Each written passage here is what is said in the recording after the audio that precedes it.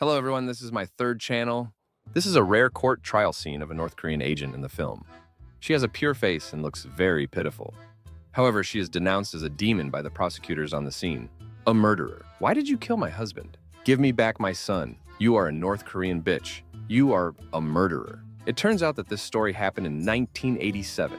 The beautiful agent in the picture is named Kim Hyon-hui. When she was arrested, she was called a murderer. Chinese, Japanese, and Cantonese. English seamless. Switching between Korean, she claimed to be a movie star, Japanese college student, the daughter of a diplomat.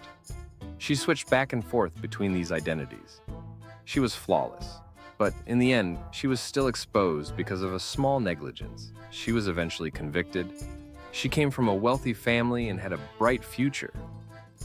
But why did she choose this path of a beautiful agent? What is hidden in North Korea? The training content of secret agents. And the most bizarre thing is, this beautiful agent, after being sentenced to death in court, she is still alive today. She has a son and a daughter. How did she do all this? What mysteries are hidden in her today? We will talk about this story. Kim Hyon-hui was born into a wealthy family. As far as she can remember, the family lived in Havana, the capital of Cuba, living under the bright sunshine, playing on the coconut-lined beach. At a diplomatic banquet, 3-year-old Xiao Xianji often accompanied her father, a North Korean diplomat. The family was happy and prosperous. Before returning to China, her mother permed her hair, saying it would be the last chance in North Korea. Xiao Xianji seemed to understand, but not fully. But when she returned to North Korea, life really changed. She went to elementary school in Pyongyang. She learned about Kim Il-sung's glorious deeds every day. Her friends were not as talkative as the Cuban children. The children seemed to be afraid of something. Was it the teacher? In Pyongyang, she actively participated in various extracurricular activities. Another time, she was spotted by a film producer. Then he starred in a movie. Xiaozhu Xiaoyu found the socialist motherland. The actress who played the main character Xiaoyu was Xiao Xianji. This film caused a sensation in North Korea at the time. She also enjoyed the feeling of being famous, but her father frowned slightly soon Xiao Xianji got a new role. After this performance, she also received a school bag and a notebook as a reward, but her father was still very unhappy and asked her not to act in movies anymore. As expected, after Xiao Xianji was born, she did not act in movies anymore. Instead, she successfully finished high school and was admitted to the Department of Biology of Kim Il-sung University with excellent grades. This is the best university in North Korea. Leader Kim Jong-il, his sister Kim Kyung-hee, and brother-in-law Jang Song-thaek all studied here. It can be said that this university is specially prepared for high-ranking officials in North Korea. But after Xiao Xianji was admitted to this university, her father coldly suggested that she should not study at this university and should transfer to Pyongyang Foreign Languages College to study Japanese. With her father's influence, Xiao Xianji was transferred to Pyongyang Foreign Languages College. What was meant to protect her, however, would later lead to unforeseen accidents. In the Japanese department, because little Hyon-hui had a very high talent for language, she could soon listen, speak, read, and write like a Japanese girl. In addition, she had outstanding looks and a beautiful figure, so she was sent to the university by the central government to select talents. After that, little Hyon-hui received a private meeting. The cadre's name was Jung. He first asked Hyon-hui to recite the party constitution, and then asked her the purpose of learning Japanese and her plans after graduation. After Hyon-hui answered these questions confidently and calmly, the cadre Jung only left one sentence: "It's you. Go back and prepare." That night, Hyon-hui came home to explain the situation. Her father was silent for a long time and only said one sentence: "Try your best to complete the task assigned to you by the organization." The next morning, Officer Jung took little Hyon-hui away from home in a car. Her father knew, of course, that this officer named Jung worked for a secret service agency and that his daughter would become a North Korean agent from now on. After driving for several hours, Officer Jung brought Hyon-hui to an industrialized farm. There was no one around. The first thing Officer Jung told Hyon-hui was, "From now on, your name will be Jin Yu-hwa." On the first night at the farm, Hyon-hui did not fall asleep. But when she got up the next morning, she found that her breakfast was fried eggs and milk, bread and cheese. This was the most sumptuous breakfast she had eaten since she left Cuba. There was another girl eating with her. Hyon-hui chatted with her and learned that her name was Kim Suk-hee, who was also a beauty. In the next few years, they became best friends. However, Kim Suk-hee never told Hyon-hui her real name. And Hyon-hui naturally didn't dare to tell her that her name was not Kim Yu-hwa. because Officer Zheng had told them not to ask each other about each other's real identities. Officer Zheng also set the rules. They were not allowed to go out during the day. They could only go out for a short walk at night. When they went out, they had to tell the chef that they could not let others see their faces. The chef was actually their guardian. As for why they chose beautiful girls to come to this farm for training, Zheng's answer was that when necessary, they would use their faces and bodies to complete the mission. This made Kim Hyon-hui, not Kim Hyon-hui, feel uncomfortable for the first time. This industrialized farm was actually a hidden military academy. A total of 15 people participated in the training here, including 5 girls. They received shooting, wilderness survival, long marches and driving, fighting, and other professional training. Jin Yu-hua ranked first among the 15 people. At the same time, the academy also arranged for her a Japanese teacher named Lee En-hui. But her real name is actually Taguchi Yaeko. She is a Japanese kidnapped here by North Korea. She followed Yaeko to learn Japanese culture and the manners and way of speaking of Japanese women. Before long, she was able to speak and behave like a beautiful Japanese girl. But her teacher Yaeko often drank alcohol. When she was sad, she missed her son who was far away in Japan. Their chef was actually a good person. He turned a blind eye to some of their behaviors. 3 years later, they graduated, but there was an exam for graduation. It is said that the elimination rate is as high as 2-3. Where did the eliminated people go? Kim Hyun-hee doesn't know either. The exam is divided into 3 parts: physical fitness, written test, and simulation. In the physical fitness part, you have to run 15 kilometers at the beginning. When you run halfway, Kim Ok-hwa can't hold on anymore, but she and Suki encourage each other. In the end, the 2 of them reached the finish line. It took a little more than 2 hours. This physical fitness test directly eliminated 3 people. The following physical fitness test also includes weightlifting, pull-ups, shuttle run, fighting, shooting, driving. After all the tests, there are 11 people left. Kim Ok-hwa ranks 3rd. The second part is the written test part, which tests philosophy and Kim Il-sung's history. There are also some ideological discussion questions. Then there are mathematics, foreign languages, military theory, and other subjects. After this test, there are only 8 people left. Hyun-hee ranks 2nd, Suki ranks 3rd. The 3rd test is a simulation test. The examiners will set questions based on their strengths. Kim Hyun-hee, no, Jin Yu-hua. The question she got was to sneak into a simulated embassy, memorize the contents of a document, and then return to the academy safely to repeat the contents of the document. There were also fake staff and guards in the embassy. This was a 100% mock exam where the other party didn't know who the agent was. If you are arrested, it means real arrest and elimination. After Kim Hyun-hee received the equipment, she started to sneak in at 6 p.m. She grabbed the building with her grappling hook and killed several guards. She successfully sneaked in and found the file. After memorizing the contents of the file, when she came out, she happened to encounter a vehicle full of guards. She killed another vehicle full of people in the encirclement and finally hid in the woods. She escaped the search and police dogs and brought the contents of the file back by oral message at 3 a.m. In the end, her mock test score was 98 points. 2 points were deducted because she killed too many guards. Exam. After the end, she successfully entered the intelligence agency and became an agent.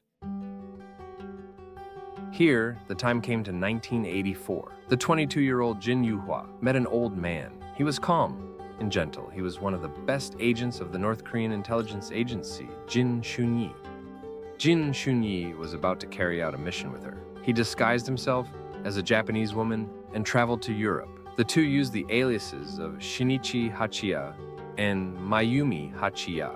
They were the general managers of the transportation company and graduates of Aoyama Women's University. Throughout the process, Jin Shun-yi showed extremely high professional quality. His meticulous and wise mind helped Jin Yu-hua escape danger many times. Over time, Kim Sun-il's skills saved Kim Ok-hwa repeatedly, and they developed a father-daughter bond. After their mission in Europe, they parted ways and never met again. Kim Ok-hwa later learned he nearly died on a mission, but returned safely to North Korea. Kim Yu-hua used the alias Wu Ying to carry out missions in Guangzhou and Macau, China, and learned Cantonese. At this time, her relationship with her parents had also begun to deteriorate. After her brother died of skin cancer, her father lost control of his emotions and protested against Kim Hyun-hee's work, disgust and worry. At this time, the intelligence agency seemed to have noticed something. They found Jin Yu-hua and said that this was the last mission. Her partner was still her old colleague, Jin Shun-yi. Jin Shun-yi was in poor health at this time. Some people said that he had stomach cancer and would not live long. The specific content of the mission was personally signed by leader Kim Jong-il. They wanted to blow up South Korean Airlines Flight 8558. The year was 1987. North Korea hoped to create chaos before the 1988 Seoul Olympics. So during the mission, they had to fly from Pyongyang to Moscow, and then from Moscow to Budapest and Vienna. Belgrade.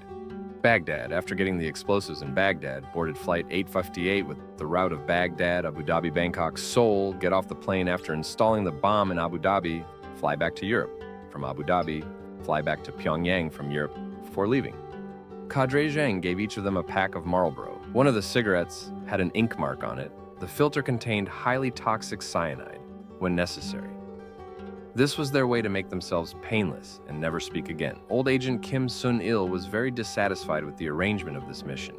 He believed the transit points were Iran and Iraq, and these two countries were in the process of war, so at Baghdad airport, they will definitely be subject to strict security checks. And in fact, Kim Sun-il's suspicions are correct, but the mission has been set. They can only obey in Europe. Kim Sun-il once had a stomachache and couldn't walk, but due to their identities as agents, they couldn't call an ambulance. The time finally came. They were about to board Flight 858. The bomb had been delivered to the airport by North Korean agents. It was a liquid bomb installed in a radio. When going through security checks, there was indeed a problem. The security personnel believed that batteries could not be carried on the plane. She took out the battery and threw it into the trash can. Without the battery, the explosive device could not be triggered. In a panic, Kim Hyon-hui asked for help from Kim Sun-il. Kim Sun-il once again cleverly used the Japanese embassy to put pressure on the radio and successfully brought the radio's battery on the plane. The passengers on the plane were all Koreans working abroad and were happily preparing to go home. Kim Hyon-hui placed the radio in the luggage rack and set it to explode in 9 hours. Then the two got off the plane in Abu Dhabi and prepared to go to Rome. But at this time, Abu Dhabi was actually checking the flight information of the transfer passengers. But their tickets were from Europe and returned to Europe. This is really suspicious. Helplessly, they could only change to a backup ticket from Abu Dhabi to Paris. But in fact, at this time, they were already suspected because the 9-hour set time had arrived. The plane had exploded over Myanmar. No one survived.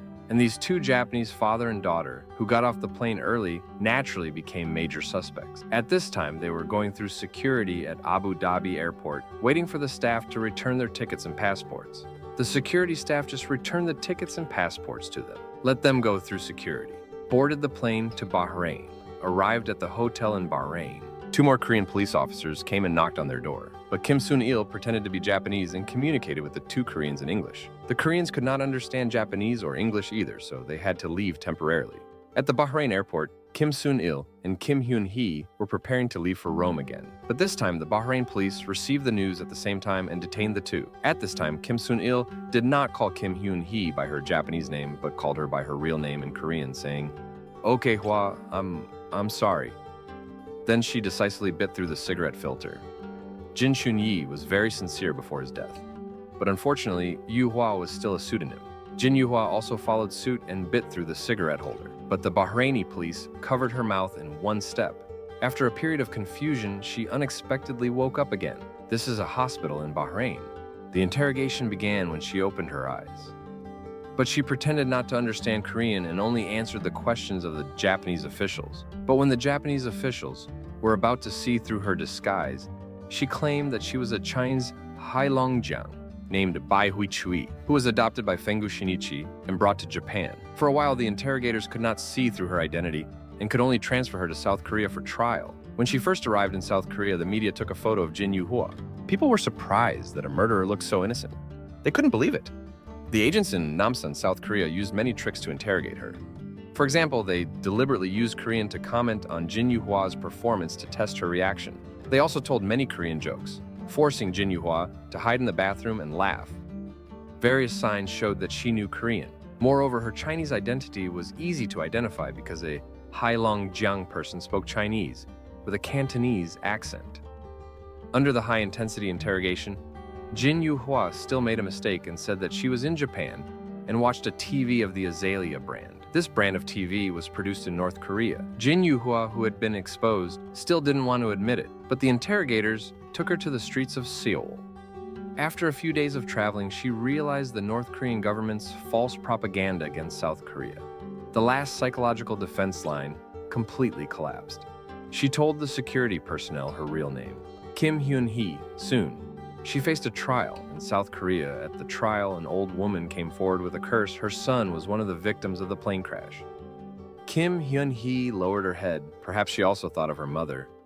Amid the voices shouting, "Let her go to hell." There were also some people who had sympathy and pity for her. In 1990, the court sentenced Kim Hyun-hee to death and executed her immediately. However, the newly elected South Korean president Roh Tae-woo pardoned her because she was also an innocent victim used by North Korea. Her existence was proof that North Korea was full of lies and deception. In the following time, she met her uncle in Seoul, who stayed there because of the division between North and South Korea. After Seoul gradually settled down, she married an official from the South Korean Ministry of National Security in 1997. In Japan, she also met the son mentioned by Yaeko Taguchi. Kim Hyun-hee was like this. She has lived to this day, now 63 years old, and rarely goes out. Perhaps in her dreams, she will see her family who stayed in North Korea. They were sent to labor camps because of Kim Hyun-hee's betrayal. Their lives were extremely difficult. Perhaps she will also see the happy times of her family on the Cuban beach and see the different life she would have led if she had not played Xiaoyu, had not learned Japanese, and had not entered that training center. And all of this, along with the 115 passengers on Flight 858, I wonder what Kim Hyun-hee feels every time she wakes up. Is she really an innocent victim who was deceived and exploited? Well, today's story ends here. I hope you like it. Thank you.